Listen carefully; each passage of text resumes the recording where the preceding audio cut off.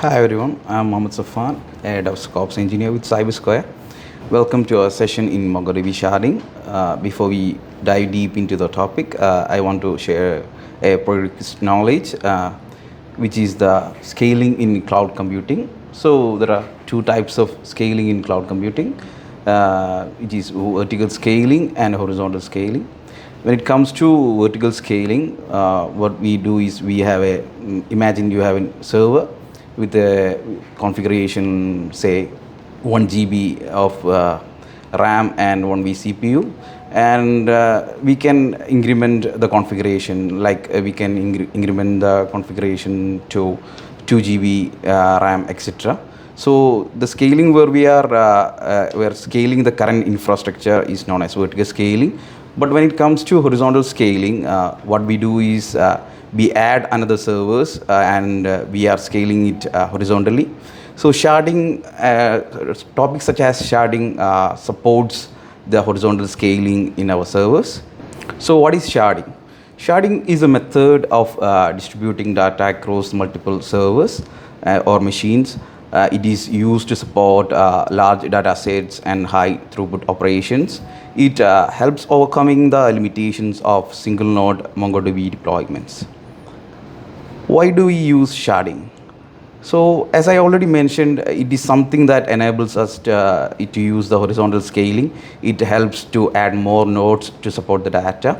It avoids the bottleneck on read-write operations, and also it provides better performance, and it helps in better fault isolation. What we mean by fault isolation is that imagine we have a single node, and if there are any issues persisting in that node, and it affects in a manner such that the whole operation or the whole server is down. So when we use sharding, what effectively happens is that we have better fault isolation. So this is necessary when the data set exceeds a certain limit. Imagine you have a single server capacity, and when it exceeds, it is necessary to use sharding. Let's dive into the components of a sharded cluster. So basically, a sharded cluster have three components, which are shards, query routers, and config servers. What is a shard? So the purpose of a shard is to store the actual data. Each shard holds a subset of the total data set. Together, all shards make up the entire database. So what's inside a shard is that each shard is usually a replica set, and it has one primary, and it has two or more secondary nodes. So it helps in replicating the data for redundancy and failover. This setup ensures that there is a high availability and fault tolerance. Config servers. The purpose of config servers is that to store the metadata of the clusters. So it contains the sharding configuration, it contains the mapping of which data chunks are on which shard. So the structure of a config server is such that it is always deployed as a replica set of exactly 3 nodes, which is recommended by MongoDB. And it do not store any of our application data, it only stores the metadata. Query routers or Mongos. So the purpose of query routers is that it acts as an interface between our application and the sharded cluster. The applications connects to Mongos instead of directly connecting to shards. It is possible for us to connect to shards directly, but it is not recommended by MongoDB. So what do they do? It receives the request from the client, it consults the config servers to know where the data lives, and it routes the queries to the correct shards, and it merges the results and return them to the application. Let us dive into the sharding strategies. So there are 3 sharding strategies mainly, which is range sharding, hash sharding, and zone sharding, which is also known as tag away sharding. What is range sharding? So in range sharding, the documents are partitioned based on continuous ranges of the shard key. So MongoDB stores data in chunks, and these chunks are which covers a range, and it is often useful when the queries are of range type. example, the data such as date, scores, etc. One example is that imagine a range 1 to 100 is in shard 1, and a range 101 to 200 is in shard 2. Hash sharding. What is hash sharding? In hash sharding, MongoDB applies a hash function to the shard key value. The hashed values are evenly distributed across the shards. So what it effectively does is that it ensures that the data is evenly distributed, and it helps in avoiding the hotspots. When it comes to the range sharding, the data may be in the subsequent ranges, and it might cause hotspots. But when it comes to hash sharding, what it does effectively is that it applies a hash function such that the hotspots are not there.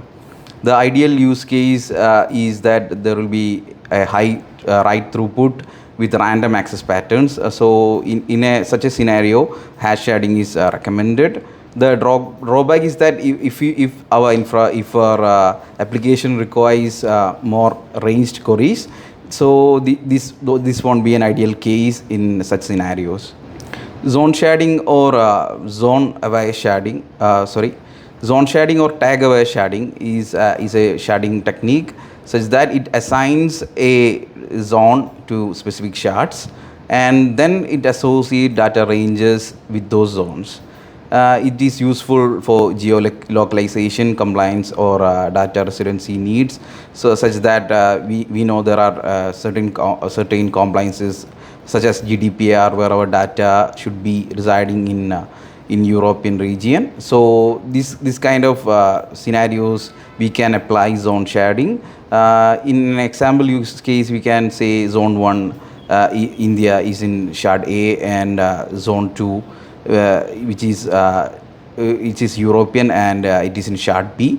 So such scenarios can be tackled using zone sharding or tag aware sharding. So the benefits of zone sharding is that it provides us better fine-grained control over the data placement, and it helps us to meet the regulatory or performance goals. Shard key collection, one of the key or the important factor in sharding is that the selection of shard key. So the shard key determines how the document is distributed, whether it's hashed or ranged. So there are many important criteria for selecting a shard key. So one of the most important thing is that there should be high cardinality. So what we mean by high cardinality is that such data which is highly cardinal means that the data should have more unique values. Example, take a username or any IDs which are unique in nature. So the highest number of unique value implies that it is more cardinal in nature. So the criteria for shard key collection is that it should also there should be even read and write access patterns. Also, we should avoid any monotonic values. So what we mean by monotonic values is that such a value which increments in nature. For example, you can take a timestamp, it increments in nature. So any data which gradually increases or decreases is a monotonic value, and we should avoid such values to prevent the hotspots. So choosing a good shard key. A good shard key ensures that a even data distribution, and we can in turn have high write and read throughput. A bad shard key can lead to unbalanced shards and performance issues. A poorly selected shard key could result in 3 issues: uneven load distribution. Just imagine that there are shard A, shard B, and shard C. So if a shard A a shard key is selected in a manner such that the shard A is the most used shard, and what happens in turn is that the other shards are not used at all, and there is a scenario where the load distribution is quite uneven. Scatter-gather queries is another such scenario when we use bad shard key. What happens is that when we use a bad shard key, and which is not fine tuned according to our queries, what happens is that the multiple shards are at a time queried, and it takes a lot of time. Instead of querying a single shard, multiple shards are queried, and this scenario happens and scatter gather queries happens.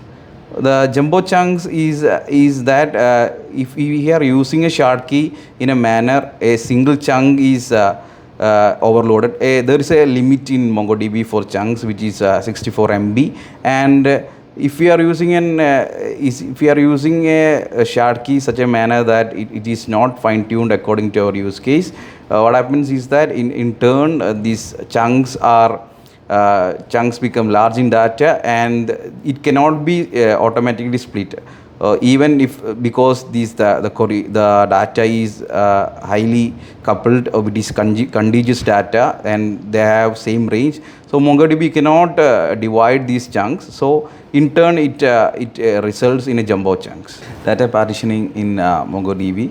So in MongoDB sharding, data is partitioned into chunks, as I already mentioned.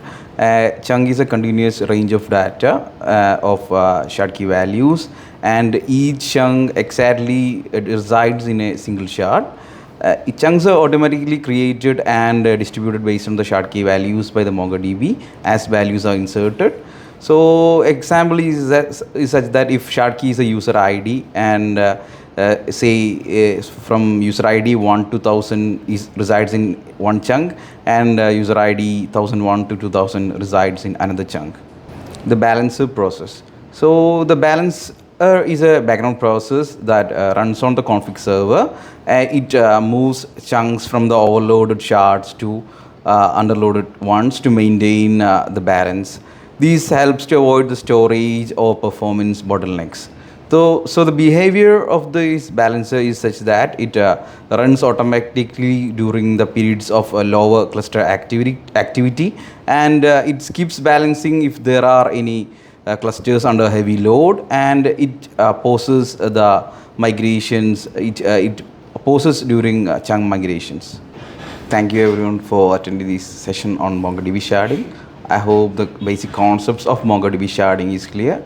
And if you have any queries related to this, please feel free to comment